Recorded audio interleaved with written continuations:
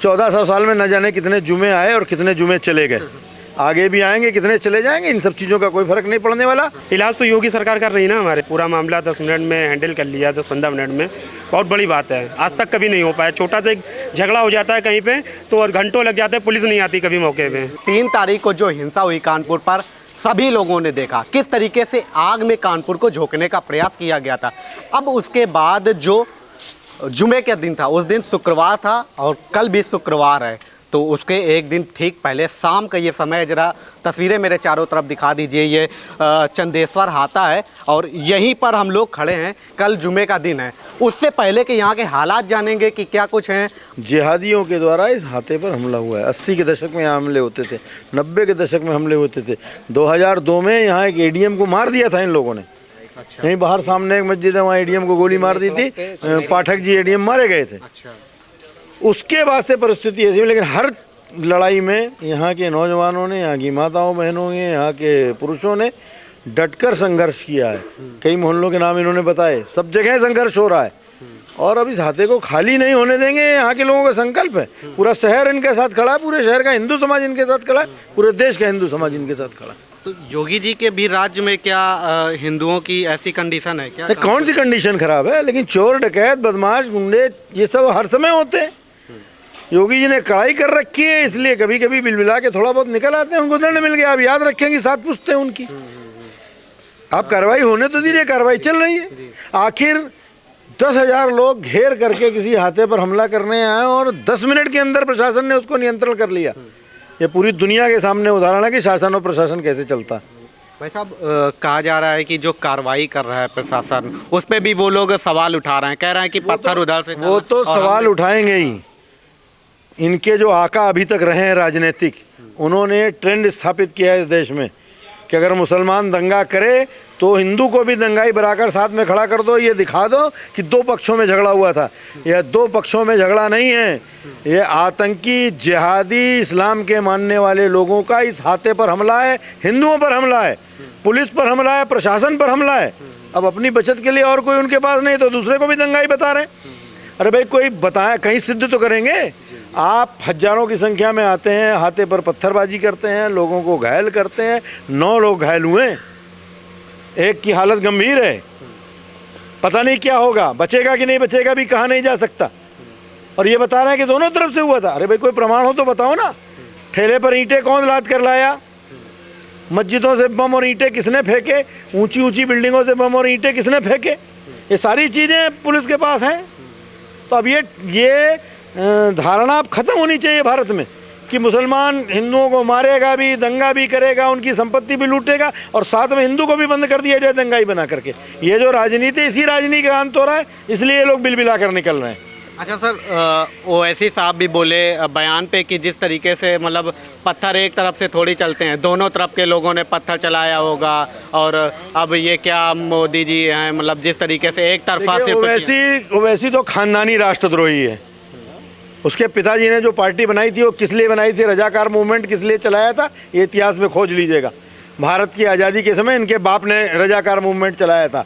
आज उनको लगता है कोई जिन्ना की जगह ले लेंगे, तो वो ज़माने अब चले गए। अब ये 47 का भारत नहीं है, ये और बाद का भारत नहीं है।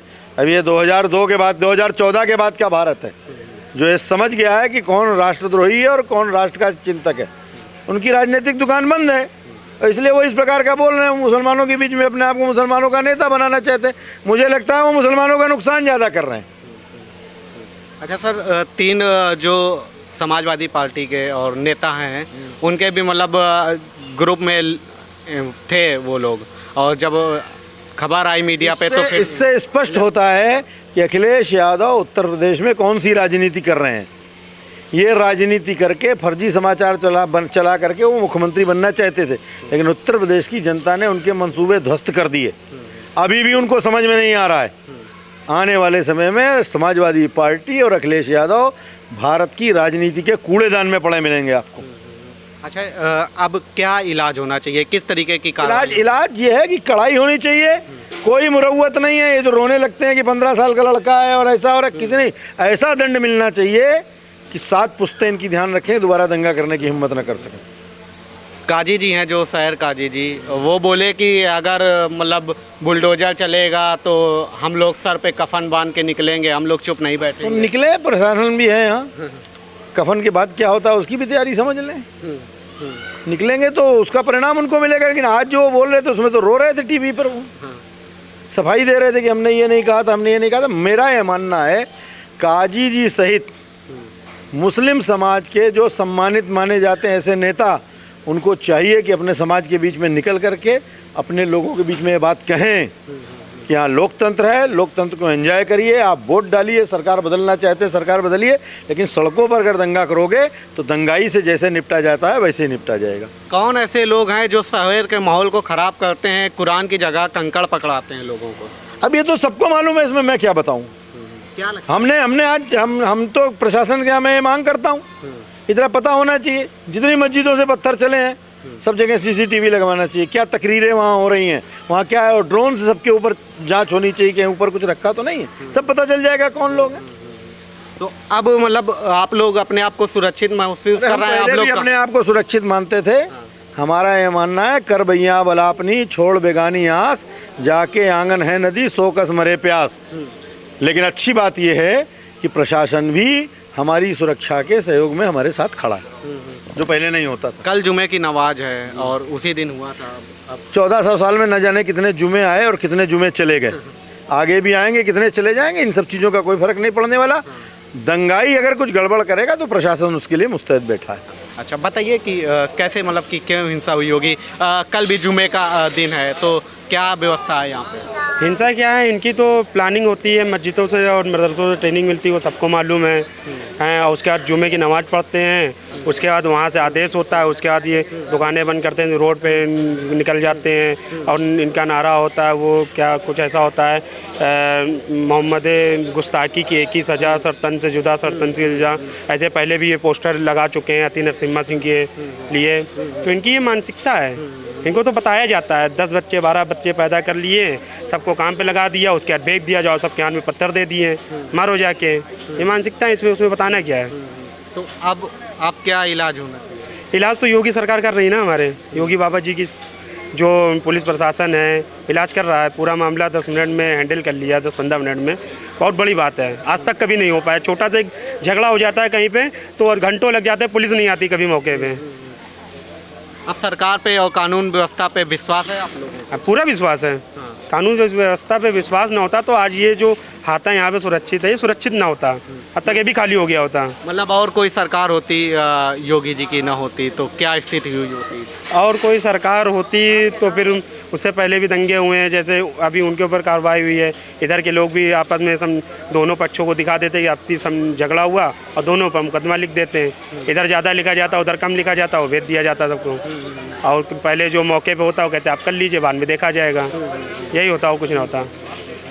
आपका क्या नाम है? शुभम नाम है मेरा। शुभम जी, ये बताइए, आप तो यूथ हैं, क्या कानपुर में मतलब कौन है ऐसे लोग जो माहौल को बेकार कर रहे हैं? इनकी मानसिकता है कि प्रदेश की छवि खराब करके देश को बदनाम करना।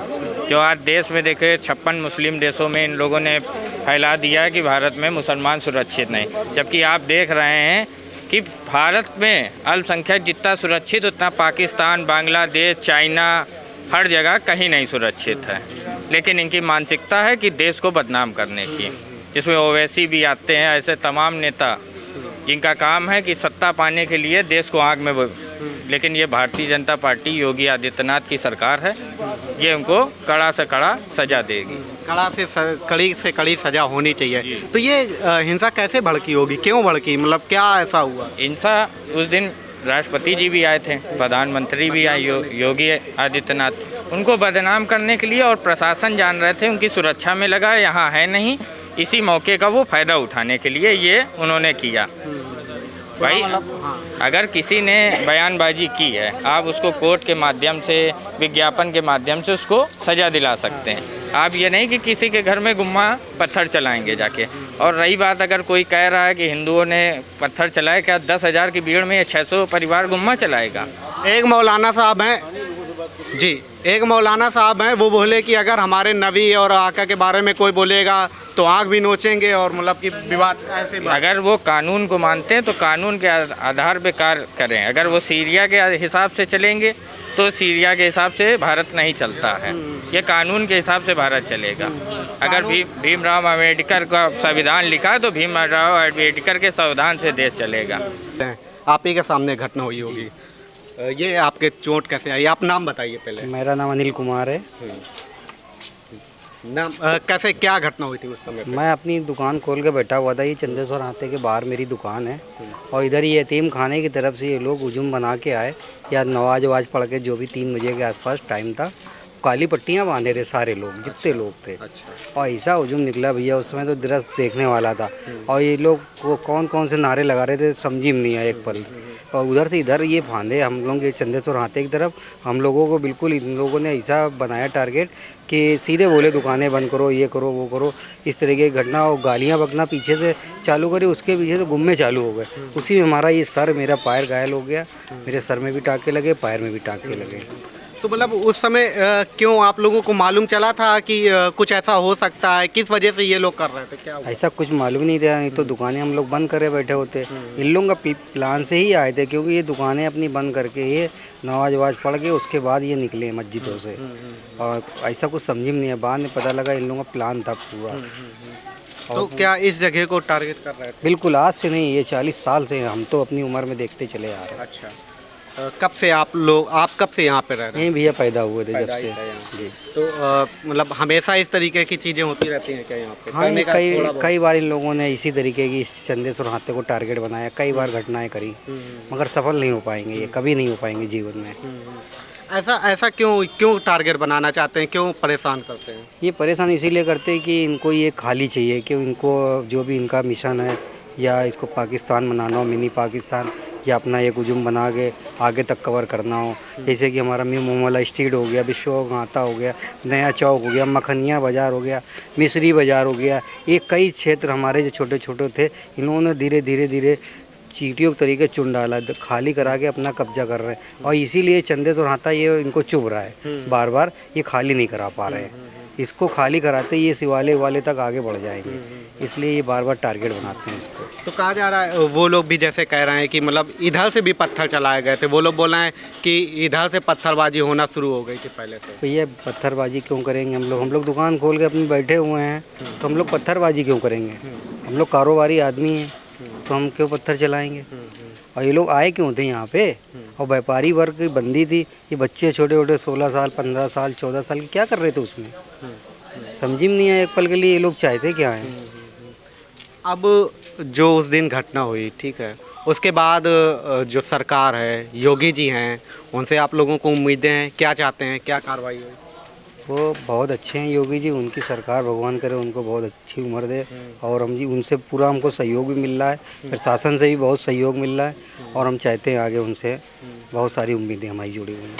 थोड़ा मतलब आप बात करने पे सहम रहे हैं, क्यों? उस दिन की यादें सहम रहे जी, आदमी 4 गुम्मा खाने के बाद आपके सामने खड़ा हुआ है, आप बता रहे हैं सहम रहे? मतलब उस दिन की इनके जो गुम्मा पड़ा वहाँ पे पड़ा होता तो आप अस्पताल में होते, सहम कहाँ से रहे भाई? हर व्यक्ति मीडिया के सामने बोलने में उसकी मूल बात यह है कि उत्तर प्रदेश में जो सरकार चल रही है उसने 6 साल में इस प्रकार की कोई घटना नहीं होने दी।